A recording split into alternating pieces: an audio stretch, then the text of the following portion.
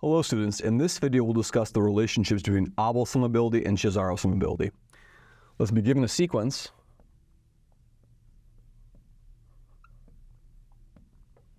A0, A1, A2, AN of real numbers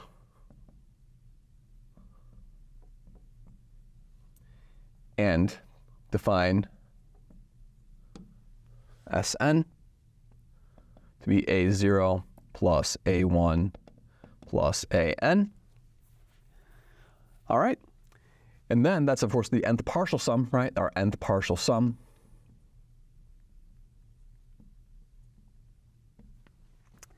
And then let sigma n be S0 plus S1 plus Sn over n plus 1 be its Cesaro mean. This is its Cesaro mean. Okay, so I have its Cesaro mean. Let's suppose that the sequence is Cesaro summable, then I'd like to prove it's Abel summable, right? So suppose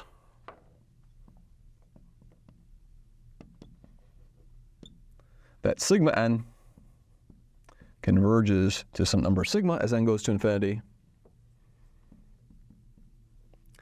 Then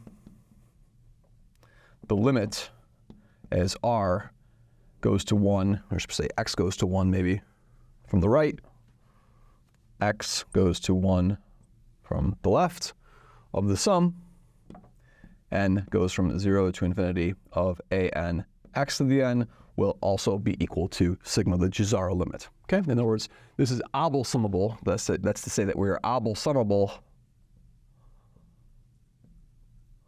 to sigma. Okay, excellent. All right, so how do we prove something like this? And so here's the observation. We're going to sum by parts twice, right? So here's the proof. So the sum, n goes from 0 to infinity of an x to the n is going to be A0, the first term, obviously, plus the sum, n goes from 1 to infinity of Sn minus 1, right?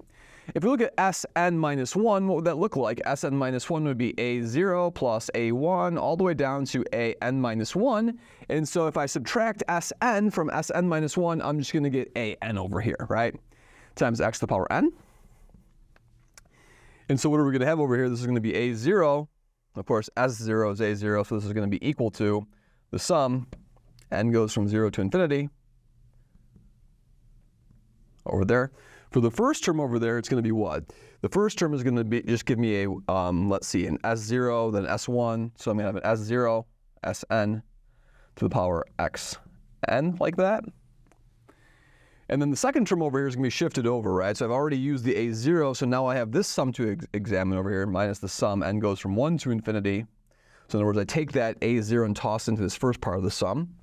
And then I have minus the sum of just Sn minus 1, x to the n like that. I'll shift this by subtracting 1 over here and adding 1 over here. That gives me an extra x.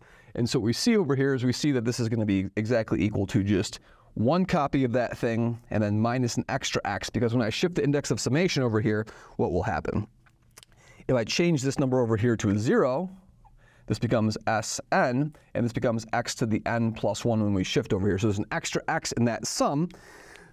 And so then we'll have what? Then we'll have the sum, n goes from 0 to infinity. And I'll just write this out like in a little bit in just Sn. Those are my new coefficients, Sn times x to the n. And the idea to replicate this is the following. The idea to replicate this is I'm going to write this in a sort of a silly way, and that's n goes from 0 to infinity of just A0 plus A1 plus An, x to the n.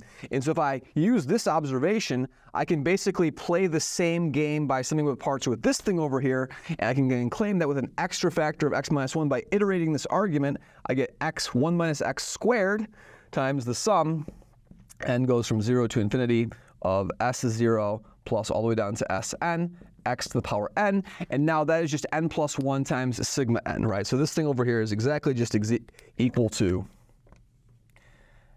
n plus 1 sigma n, okay?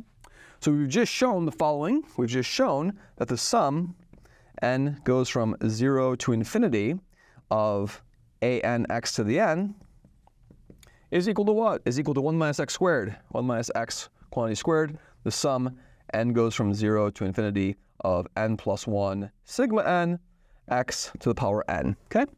Excellent. So in other words, I write the Taylor series of this function with respect to this sequence in terms of its Cesaro means. Okay? And so now I need a small lemma to complete this argument over here. So let's recall that 1 minus 1 over x has this Taylor expansion. N goes from 0 to infinity of x to the n. So if we're to differentiate this, if I differentiate this function over here, I'm going to get a 1 over 1 minus x quantity squared is equal to the sum n goes from 0 to infinity of n x to the n minus 1. Of course, I don't need to consider 0 there because I plug in a 0, so that turns into a 1. And if I shift everything over here, this becomes the sum. N goes from 0 to infinity of n plus 1 times x to the n, like that. So in other words, I have a representation of this Taylor series over here, n plus 1 x to the n, in terms of 1 over 1 minus x squared. And so now we're in a position to prove the result. And so how am I going to do this? So I'm going to let epsilon be greater than 0. Have I done that yet? I have not done that yet. Good. Let epsilon be greater than 0. And pick n such that what? Such that sigma n minus sigma, it can be made less than epsilon if n is bigger than or equal to n capital, like that. Okay? Now let's estimate our function over here. So in other words, let's look at the sum. N goes from 0 to infinity of a n x to the n minus sigma, right? Minus sigma, like that. Put an absolute value. This is the absolute value of what? I'm going to replace this now with a 1 minus x squared times that Cesaro mean, right? So now I'm going to write this as the sum. N goes from 0 to infinity of n plus 1 sigma n 1 minus x quantity squared x to the power n, like that. And then sigma, I'm going to replace it with, I'm going to fill that in over there. And then I can write this as a minus 1 minus x squared times the sum. N goes from 0 to infinity of n plus 1 sigma x to the n, right? Because n plus 1 sigma, n plus 1 x to the n, sum from 0 to infinity, gives me a 1 over 1 minus x squared squared. That will cancel out, right?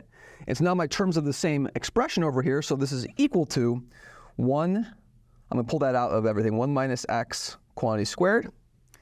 And then we have the sum, we have two sums, right? We have the sum, n goes from 0 up to n minus 1 capital, right? Of what? Of this n plus 1. Then I'm going to have a sigma n minus sigma, sigma n minus sigma over there, x to the power n. Like that, okay? All right, that's the first n minus 1 terms, and these terms over here. Now, once we're past the level of n, I know that sigma n minus sigma over there is less than epsilon. So then the other terms are just less than just epsilon over here. Good. And so this is less than or equal to this, right? So that's less than or equal to that. Excellent. And so now the whole point is that n is fixed, right? So if I take the lim sup of this expression as x goes to 1 from the left, the lim sup as x goes to 1 from the left of that expression is less than or equal to the lim sup of this expression over here. So if I put lim sup over here, what will we get? We can just put the lim sup, we can insert the lim sup over here, the lim sup as x goes to 1 from the left. And now what's going to happen over here? This is going to give me a what? This whole thing is an epsilon, and that expression is fixed and bounded, right? So this is going to be equal to 0. So I've just shown the lim sup of this expression tends to 0, and that shows that this limit over here, the sum, n goes from 0 to infinity of a n x to the n tends to, as x tends to 1 from the left, tends to sigma. So in other words, we've just proven that our expression is Abel summable. So if we were Cesaro summable, then we automatically get the Abel summability for free by using this sort of summation by parts trick twice. Thank you very much.